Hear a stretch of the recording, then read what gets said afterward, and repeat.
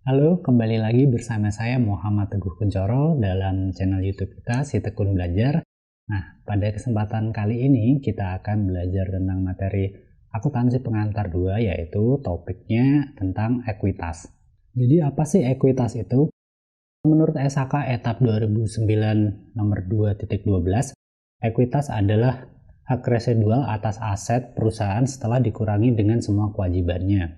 Ekuitas atau modal ini sangat penting bagi kegiatan operasional perusahaan, dan dalam laporan neraca atau laporan posisi keuangan, si ekuitas ini ditempatkan pada sisi pasifa atau di sisi kanan dari laporan posisi keuangan dengan nama akun sesuai dengan bentuk badan usahanya. Nah, jika misalkan perusahaannya berbentuk perusahaan perorangan, maka akun ekuitas atau akun modalnya akan bernama akun modal sesuai dengan nama pemiliknya, misalkan modal Tuan Ganindra atau modal Tuan WWK, dan seterusnya. Kemudian jika perusahaan berbentuk firma atau berbentuk persekutuan komanditer atau CV, maka sama pada perusahaan perorangan, nama akun modalnya di pasifa akan bernama modal, kemudian nama pemodalnya siapa. Cuma bedanya kalau di perorangan maka pemodalnya akunnya cuma satu karena pemiliknya satu orang. Sedangkan di firma atau CV, nama pemodalnya atau akun modalnya mungkin lebih dari satu orang karena dia merupakan perusahaan yang dibentuk oleh 2 orang atau lebih. Kemudian jika perusahaan yang berbentuk perseroan terbatas atau PT, maka nama akun modalnya adalah modal saham. Nah, untuk lebih jelasnya kita coba lihat contoh-contoh berikut. Pertama adalah pencatatan modal perusahaan perorangan. Jadi misalkan pada 1 Januari 2021, Rizky Tiko mendirikan perusahaan jasa potong rambut bernama Tiko Barbershop dengan nyetor modal awal sebesar 5 juta rupiah, kemudian peralatan barbershopnya senilai 10 juta rupiah. Transaksi tersebut bisa dijurnalkan sebagai berikut. Jadi pada 1 Januari 2021, kas perusahaan akan bertambah di sebelah debit sebesar 5 juta rupiah, kemudian peralatan barbershop juga akan bertambah di sebelah debit sebesar 10 juta rupiah, kemudian di sebelah kredit modal Rizky Tiko akan bertambah sebesar 15 juta rupiah. Kemudian yang kedua adalah pencatatan modal untuk firma dan atau CV. Misalkan pada 1 Januari 2021, Bambang Sujatmiko dan Edi Kartiko sepakat untuk mendirikan firma dengan nama Mandiri Tour and Travel. Bambang menyetorkan modal sebesar 100 juta rupiah dalam bentuk kas, kemudian dia juga menyetorkan aset dalam bentuk kendaraan bus senilai 500 juta rupiah. Kemudian Edi menyetorkan modal dalam bentuk kas sebesar 100 juta rupiah dan dia juga menyetorkan dalam bentuk peralatan kantor senilai 50 juta rupiah. Nah, jika transaksi tersebut dijurnalkan, maka akan sebagai berikut. Nah, pada 1 Januari 2021, kasnya akan bertambah sebesar 200 juta rupiah. Ini berasal dari tadi si Bambang, dia menyetorkan dana 100 juta rupiah, kemudian Edi juga menyetorkan dana sebesar 100 juta rupiah, jadi 200 juta rupiah. Kemudian peralatan kantornya akan bertambah di sebelah debit sebesar 50 juta rupiah. Ini dari setoran modalnya si Pak Edi. Kemudian aset tetap kendaraannya bertambah sebesar 500 juta rupiah dalam bentuk bus kendaraan tadi yang disumbang atau disetorkan oleh Bapak Bambang. Kemudian di sisi kreditnya, modal Bambangnya akan bertambah di sebelah kredit sebesar 600 juta rupiah.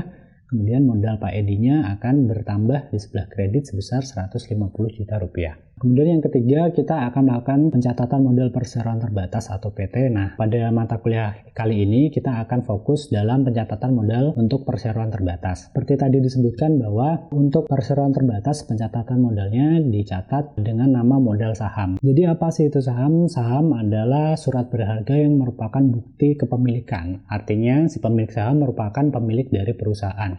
Semakin banyak atau semakin besar saham yang dimiliki, maka semakin besar kekuatan atau power dari si pemilik saham tersebut di dalam suatu perusahaan. Nah, keuntungan dari memegang saham itu disebut dengan dividen. Kemudian pembagian dividen ini biasanya ditentukan dalam rapat umum pemegang saham yang diadakan tiap tahunnya. Nah, kemudian menurut undang-undang pembagian jenis modal itu untuk PT terdiri dari pertama ada modal dasar. Modal dasar adalah modal yang pertama kali ada pada saat perusahaan didirikan. Kemudian yang kedua adalah modal yang ditempatkan. Modal yang ditempatkan yaitu modal saham yang sudah dijual besarnya 25% dari modal dasarnya. Kemudian yang ketiga adalah modal yang di-store. Modal yang di-store ini merupakan modal yang benar-benar telah di-store. Nah, besarannya itu biasanya 50% dari modal yang telah ditempatkan. Kemudian yang keempat ada saham dalam bentuk portofolio, yaitu modal yang masih dalam bentuk saham yang belum dijual atau modal dasar dikurangi dengan modal yang ditempatkan. Nah, jenis-jenis saham itu ada bermacam-macam. Nah, dari segi peralihan saham dibagi menjadi dua, yaitu ada saham atas tunjuk atau bearer stock. Kemudian yang kedua ada saham atas nama atau register stock. Pertama adalah saham atas tunjuk atau bearer stock, merupakan saham yang tidak mempunyai atau tidak mencantumkan nama pemiliknya. Jadi siapapun yang memegang saham ini, dia memiliki kepemilikan atas suatu perusahaan yang tertera dalam saham tersebut. Kemudian yang kedua adalah saham atas nama atau register stock.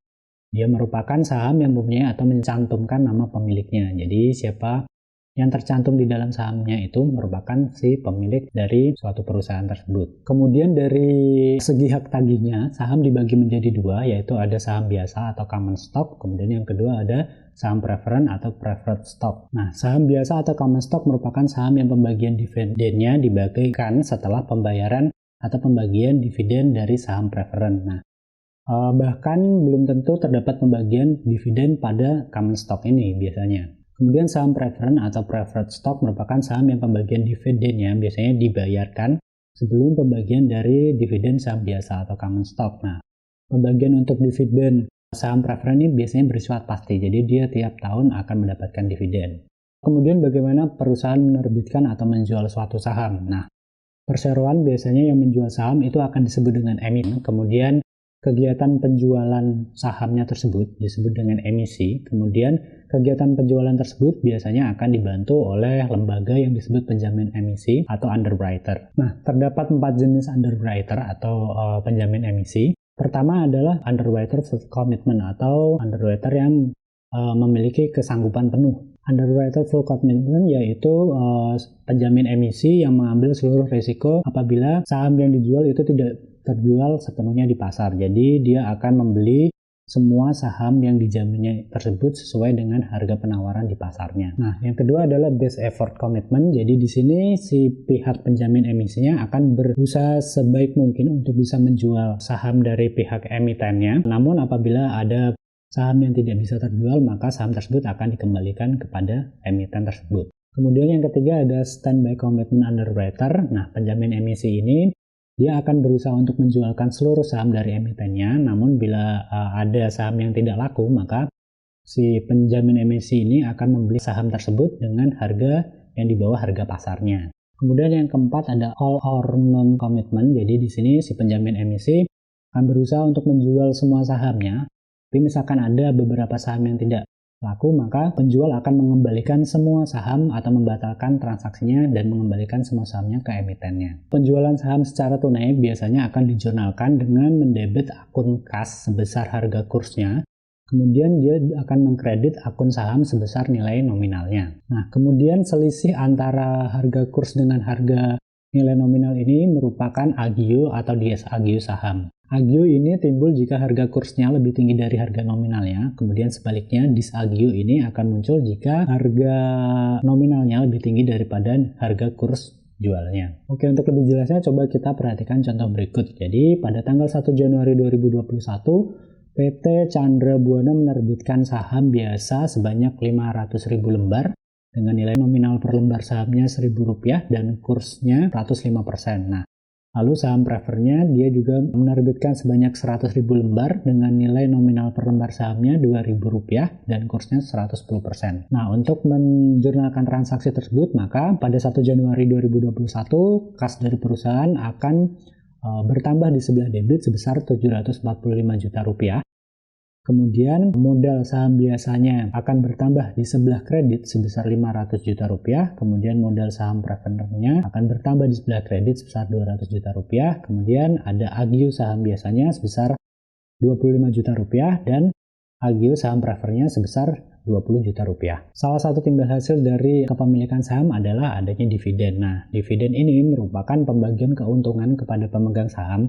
Dividen ini biasanya akan dibagikan dalam bentuk tunai atau kas ataupun dalam bentuk saham. Pertama adalah pembagian dividen dalam bentuk kas. Nah, pada saat dilakukan pengumuman pembagian dividen dalam bentuk kas, biasanya penjurnalannya akan dilakukan dengan mendebit akun dividen kemudian dia akan mengkredit akun utang dividen. Kemudian pada saat terjadi pembayaran dividennya, maka penjurnalan yang dilakukan adalah dengan mengkredit akun kas, kemudian kita akan mendebit akun utang dividen. Nah, untuk lebih jelasnya kita lihat contoh berikut. Jadi 1 Juli 2021 PT Sehat Sedaya memutuskan untuk membagi dividen kas sebesar Rp25 per lembar kepada pemegang saham yang akan dibayarkan 1 bulan kemudian atau dibayarkan 1 Agustus 2021. Banyaknya saham yang beredar saat ini adalah 2 juta lembar saham, kemudian nilai nominalnya adalah 500 per lembar sahamnya. Jadi pada saat pengumuman pembagian dividen tersebut atau pada tanggal 1 Juli, maka penjurnalannya adalah sebagai berikut. Jadi dividen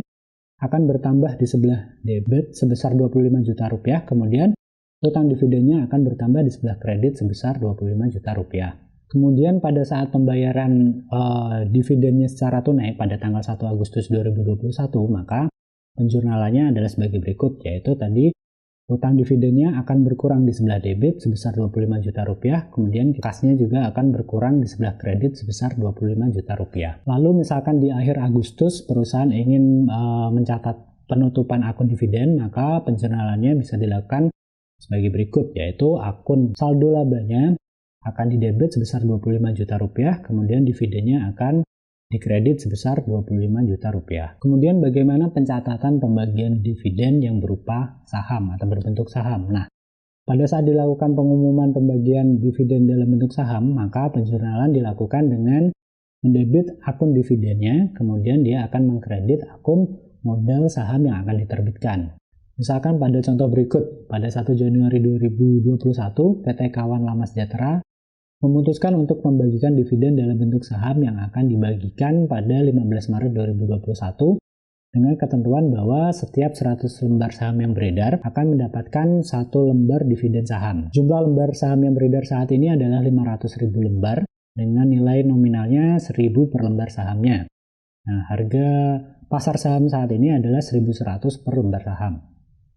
Untuk pencatatan pengumuman pembagian dividen saham pada 1 Januari 2021, maka penjurnalannya adalah sebagai berikut. Jadi 1 Januari 2021, dividennya akan bertambah di sebelah debit sebesar Rp5.500.000, kemudian modal saham yang akan diterbitkan dia dikredit sebesar Rp5 juta, kemudian di situ akan terdapat selisih, yaitu agio modal saham biasanya sebesar Rp500.000 yang akan dimasukkan ke kolom kredit. Kemudian ketika pembagian modal saham biasa ini diberikan pada tanggal 15 Maret, maka penjurnalannya adalah modal saham yang akan diterbitkan dia akan berkurang di sebelah debit sebesar Rp5 juta, kemudian modal saham biasanya akan bertambah di sebelah kredit sebesar Rp5 juta.